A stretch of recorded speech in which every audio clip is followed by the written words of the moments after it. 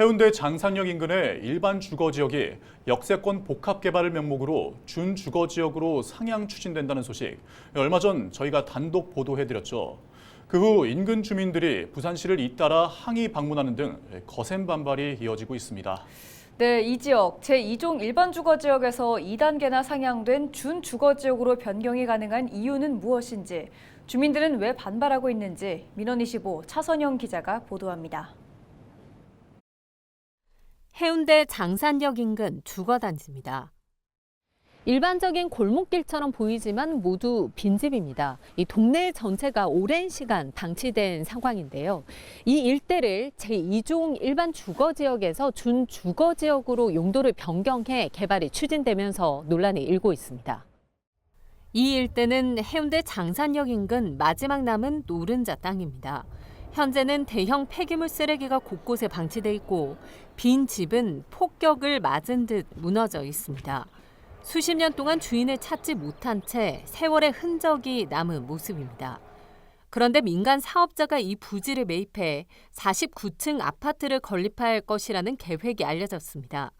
현재 제2종 일반 주거지역에선 불가능한 일이지만 준주거지역으로 변경되면 가능해집니다.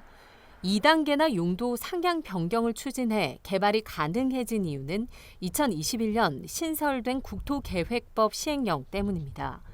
역세권 복합 개발을 위해 시행령을 만든 겁니다. 부산시는 이 시행령에 따라 준주거지역으로 용도를 변경하기 위해 도시관리계획 결정안을 공개하고 의견을 받고 있습니다. 용도가 변경되면 용적률은 250% 이하에서 672% 이하로 3배 가까이 올라갑니다. 높이 역시 115m 이하에서 165m 이하로 규제가 완화됩니다. 부산시는 개발 규제를 완화해주는 대신 토지가치 상승분에 대해 해운대군의 공공청사를 기부 체납받을 계획입니다. 문제는 인근 지역 주민들의 피해가 우려된다는 점입니다. 개발 계획 부지 인근에는 200여 세대 소규모 아파트 4개 단지가 있습니다. 이들 아파트 단지의 최고 높이는 28층. 바로 옆에 배 가까이 되는 49층 건물이 들어서면 조망권과 일조권 등의 피해가 발생할 것이라는 게 인근 아파트 주민들의 걱정입니다. 마른 하늘에 날벼락을 맞은 것 같다는 주민들은 반대 서명 운동에 돌입했습니다.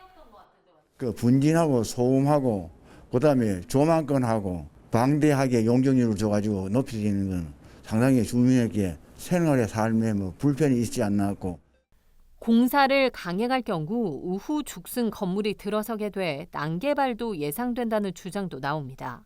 49층이란 높이의 이제 아파트가 들어서면 이 주변에 이제 계신 분들이 엄청 이제 답답하고 쾌적한 환경이 아니고 이제 뭐 그것만 불쑥 올라와 있으면 또 모양새도 그렇잖아요. 난개발을 하지 말고 같이 이렇게 뭐 합쳐서 하든지.